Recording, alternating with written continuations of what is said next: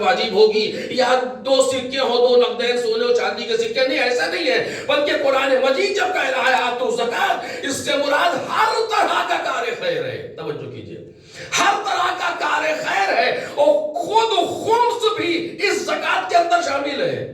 توجہ کریں، خود خمس بھی اس لفظ زکات میں شامل ہے، چونکہ وہ بھی ایک طرح کا کار خیر ہے جو پایا جا رہا ہے۔ ہر طرح کے کار خیر کو قرآن مجید نے زکات سے تعبیر کیا ہے۔ ایک صلوات پڑھیں محمد اور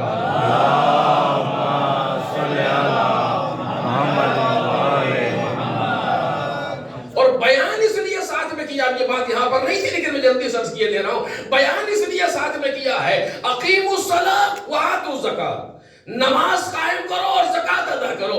بیان 2 طرح پروردگار عالم نے 2 جہت کی طرف اشارہ فرمایا ہے۔ جب نماز کے لیے کہا یعنی قدرت سے رابطہ برقرار رکھو، جب اقیموا الصلاۃ کہا یعنی اپنے مالک سے رابطہ قائم رکھو، ساتھ ہی فوراً کہا آتوا الزکاۃ یعنی بندوں سے بھی رابطہ قائم رکھو، نہ اس کے نام پر ان کو چھوڑو نہ ان کے نام پر اس کو چھوڑو۔ ایک صلوات پڑھ دے محمد اور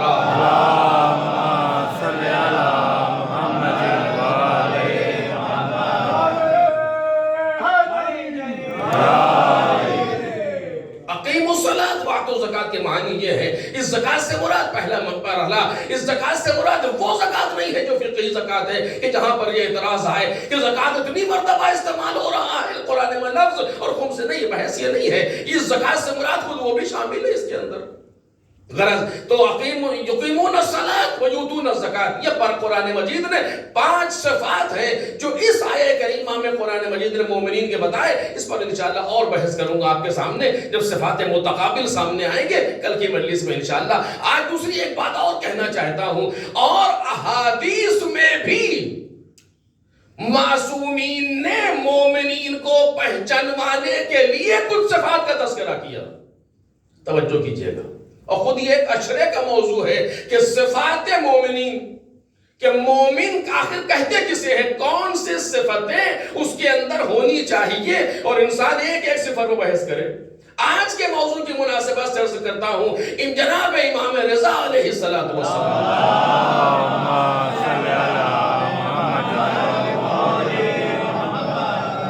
نے مومنین کے صفات کو بھی بیان کیا حضرت نے، جن کے آج روز شہادت ہے۔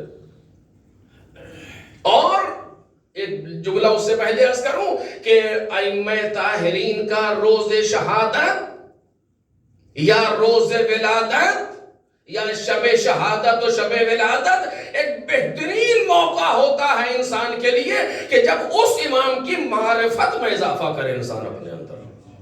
بہترین موقع ہوتا ہے انسان کے لیے کہ ضروری نہیں ہے کہ مجلس ہو یا محفل ہو یا کوئی آ کر کے پڑھے، نہیں، کوئی کتاب اٹھائیے اپنے گھر میں رکھی ہوئی ہو، معصومین کی سیرت پر کتاب اٹھائیے، گھر والوں کو بٹھائیے، آؤ ہم تمہیں امام کے بارے میں گفتگو کریں تمہارے سامنے، تاکہ بچوں کی معرفت میں اضافہ ہو، اپنی معرفت میں اضافہ ہو، گھر والوں کی معرفت میں اضافہ ہو۔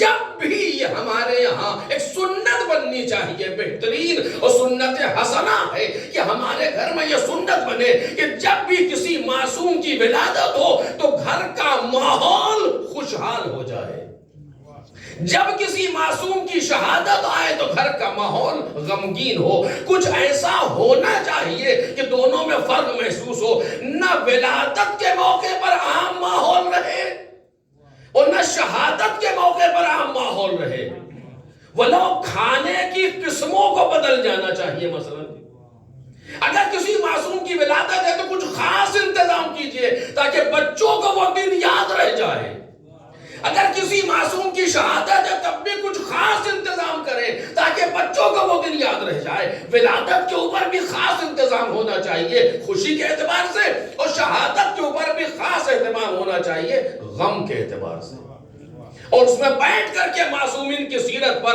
اقوال معصوم پر گفتگو کریں۔ اور سیرت معصوم کو سمجھنے کا بہترین طریقہ یہ ہے کہ 2 باتوں پر دھیان دیں، ایک یہ کہ معصوم نے کیا کیا اور ایک یہ کہ معصوم نے کیا کہا۔ ایک صلوات پڑھیں محمد اور آل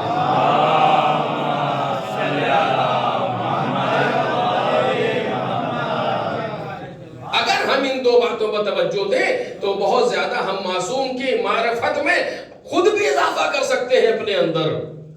میرے عزیزوں، کیسے آپ کے سامنے گزارش کروں؟ معرفت امام ہماری زندگی کا موضوع ہے،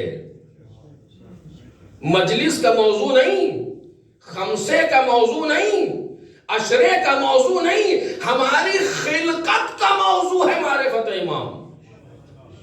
کبھی وقت ہو اور انسان اس کے اوپر گفتگو کرے کہ سچ کہہ رہا ہوں، اسے مبالغہ نہیں کر رہا ہوں، ہماری خلقت کا موضوع ہے معرفت امام. اور اگر ہم نے اس میدان میں کوتاہی کی تو سب سے بڑا سوال قیامت کے دن ہم سے یہی کیا جائے گا، قفوہم انہم مسئولون، روکو انہیں، ابھی ان سے سوال کیا جانا ہے. کس چیز کا سوال ہے؟ معرفت امام، ولایت امام.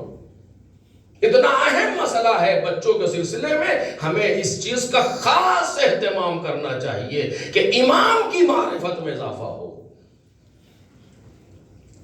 ابھی کچھ دن پہلے آپ سے ایک بات کہی تھی، غالباً پہلی دوسری تقریر میں اسی سے استفادہ کر کے پھر آپ کے سامنے عرض کر رہا ہوں. عزیزو، امامت کا تصور، اماموں کا تصور ہمارے یہاں روزے کے طریقے سے نہیں ہے. جو بھی مثال تو دوسری مجلس میں جو میں نے بات کہی تھی دہراؤں گا نہیں آپ کے سامنے، بلکہ نماز کے واجبات کے طریقے سے. ایک بھی اگر 20 سے چھوٹا تو سب کا سب گیا، پورا کل گیا. یا 11 واجبات ایک ساتھ نماز کے، یا ایک بھی نہیں، 5 اور 6 اور 3 اور 4 اس کی گنجائش نہیں ہے. نماز مکمل باطل ہو جائے گی. اگر ایک واجب بھی چھوٹا تو گئی جان بوجھ کے. رکن بھولے سے بھی چھوٹا، 5 عدد رکن ہے نماز میں، اگر بھولے سے بھی کچھ بڑھ جائے یا گھٹ جائے نماز باطل ہے. پھر سے پڑھیے. آپ مسئلہ مجھ سے بہتر جانتے ہیں. بالکل یہی کیفیت ائمہ تحریر میں ہے. ہم یہ نہیں کہہ سکتے کہ ہمارے زمانے کا امام تو امام زمانہ ہے، باقی سے ہمیں کیا مطلب ہے. ایسا نہیں ہے. سب سے مطلب ہے، ہمیں سب سے مطلب ہے اتنا ہی جتنا ان سے مطلب ہے. اپنے عقیدے کے اعتبار سے، اپنے ایمان کے اعتبار سے. کسی ایک امام کے سلسلے میں کہیں پر ذرہ برابر ایمان ڈگمگا جائے، سارے کے سارے گئے. توجہ کریں.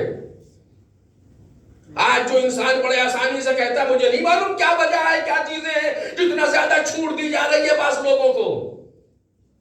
6 اماموں کو مانتے ہیں، کون سی خاص بات ہے؟ یہ نہ کہیے کہ 6 اماموں کو مانتے ہیں، بلکہ یہ کہیے کہ 6 اماموں کو نہیں مانتے ہیں. توجہ کریں آپ. بلکہ یہ کہیے کہ 6 اماموں کو نہیں مانتے. کوئی 6 اماموں کو مان کر کے ہمارے اوپر احسان نہیں کر رہا کہ ہم اسے الگ سے اسپیس دیں اپنے یہاں. کہے کے لیے آخر کون ہے، کیا چیز ہے؟ لیکن آج نہیں، مجھے نہیں معلوم کیا چیز ہے. وہ لوگ جو مسئولین ہیں اس بات پر بارے میں غور کریں کہ کیوں آخر اتنا زیادہ، وجہ کیا ہے. مجھے اس پر بحث نہیں کرنا، نہیں کوئی سیاسی گفتگو کرنا آپ کے سامنے. لیکن آپ دیکھ لیں، یہ کوئی کمال کی بات نہیں ہے کہ ہم 6 اماموں 6 کو نہیں مانتے. 6 نہیں، کسی ایک کو نہ ماننا مساوی ہے کسی کو نہ ماننے کے. ایک صلوات پڑھے محمد اور آل محمد.